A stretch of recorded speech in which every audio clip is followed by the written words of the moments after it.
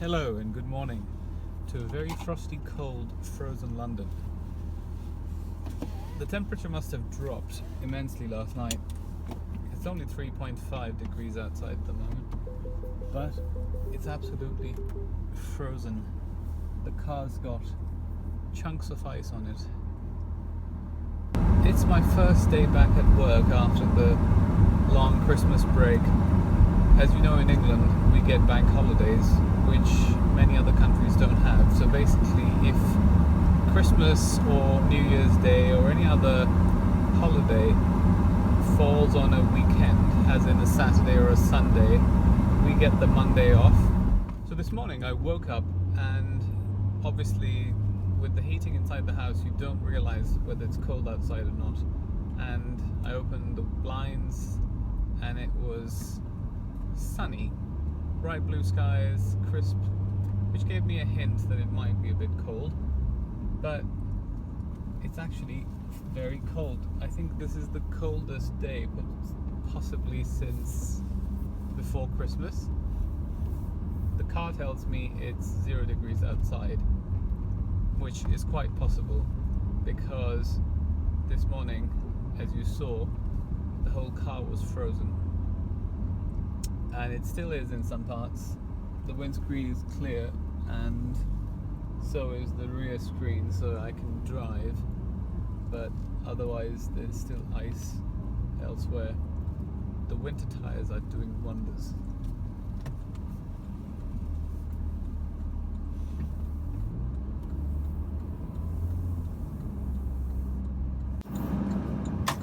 As you may have realized, I've become a big fan of winter tires. Considering that I've had, I don't know, between 40 and 50 cars in my lifetime, I've never used winter tires in England, that is. I've used them abroad, but they were sort of as the car came. When you're either renting or borrowing a car from a friend, they always have winter tires, so you kind of never really think about it. But in London, it is the first time, and I am absolutely a big fan. Oh, and one other thing, in this car, when you buy a car, you don't think of these things and you think, nah, when am I going to use this? But this heated steering wheel, which wasn't an awful lot of money, is so good now because I'm driving and the steering wheel is warm, so I feel like gripping it firmly rather than just touching it. And so I had a few requests from a bunch of you asking me to do reviews on other things and diversify my channel. The thing is, I never ever thought this channel would get any views, and it was just a hobby, and I thought I enjoy it, as in driving cars and fashion, so maybe I should, I don't know, share it with other people. And so obviously some of you have liked it and asked me to do reviews, especially on watches. I don't have many watches, but I've managed to get my hands on a few over the years, either through friends or from various shops. So I have done reviews on watches in the past, but I have a different channel for that. And I thought, depending on what you guys, so tell me whether you want to have a separate channel for reviews on watches and clothes and things, or do you want me to just put everything in here? I'm fine with either, because this is just for fun. It's a hobby, so I don't really mind. It's not a merchandising campaign. So, and the thing is, whatever I say are my views. They're not influenced by some company that's paying me. So yeah, I will do the reviews as often as I can, and whenever I can get my hands on something that's interesting and unique, or just interesting, doesn't have to be unique.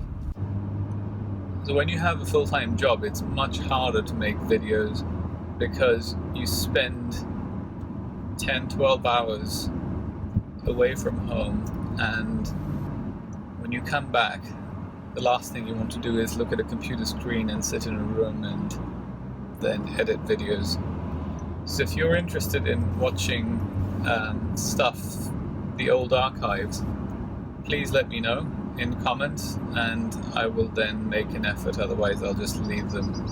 Because making these videos, at least I'm converting them directly and I don't have to sift through old footage and stuff.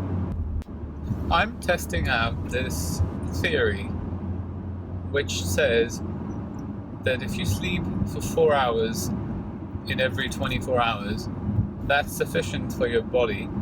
And, well, I don't know if it's a scientific study or if it's just statistical analysis, but they say that people who sleep for 4 hours in every 24 hours are healthier, smarter, more active, and obviously accomplish more because they have 4 hours more than most other people.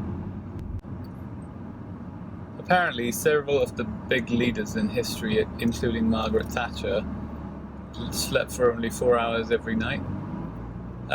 So after reading this article, I'm going to test this out for a week, where I'm going to only sleep for 4 hours every night and force myself to wake up and see how I perform. So yesterday was the first day and I was perfectly fine all day. I forced myself to stay up until 2 a.m. and then woke up at 6. So hopefully I can give you some results at the end of the week and tell you how it goes. It is hard because I've slept for 8 hours for all my life so far, and sleeping for 4 hours a day, I'm not sure, but at the moment I'm feeling fine and fresh. Apparently they did some research and they tested this out on some army personnel. I think it was in America, I'm not 100% sure, so don't quote me on this. But they tested that if they made them sleep for 4 hours and then forced them to wake up and exercise and do everything else, they performed better, they were healthier, and they were more fresh and alert than if they slept for 8 hours. So I am trying to do that. I always moan that I don't have enough time in the day, so this could be another way of getting an extra 4 hours. The other thing that a lot of you have asked me to do, which is to create videos of the outside of the car and the inside, this whole thing, which I will. I have been very busy, as you may have noticed, with guests and things, so I will try my best to do them as soon as I have some time. It's just that there's so much to do and not enough time. Hopefully, with these extra 4 hours, I might be doing some miracles. The only thing is that it's winter time, and in England we have sunrise fairly early, maybe 7 or 8, but the sun sets at about 3:30, 4 o'clock in the afternoon, so there's not enough sunlight, and when I come home from work, it's much harder to film outside. So I'll do my best, maybe on weekends, so bear with me. So with the stop-start functionality in these cars, I used to find it very annoying because when you stop, the car engine cuts out, and then when you take your foot off the brake, it moves off, which is fine, but it's annoying if you're not used to it. However, since I've started filming stuff for YouTube, I've realized it's quite handy because when you stop at a traffic light, it cuts out the engine and reduces the noise. So it has some use. I don't know how much it saves to the pollution, so I only use it when I'm stuck in traffic for a long time. If it's just a short traffic light or something, I try to avoid it, because I'm sure the starter motor and the battery and all the other components that come into action when the car engine starts, the amount of effort it takes to build them and the carbon footprint related to that, I don't know if that's been taken into account. All they look at is the fumes here and now, but what about the factory producing the fumes, making these parts? I don't know, I could be wrong. So yeah, if any of you know answers to these, feel free to comment, because I'm not Mr. Know-all. I want to learn things. And so I've been going to Sweden for the last 15-20 years. It's like my second home, and some of my Swedish friends used to call me an honorary Swede. I wish I could speak Swedish, but I don't. There are about 10 words that I know. What's interesting about Sweden is that when it's freezing cold outside, minus 15 degrees, you don't feel as cold because it's very dry and it's usually sunny, blue skies. So you get some sun, makes you feel good, and the lack of humidity.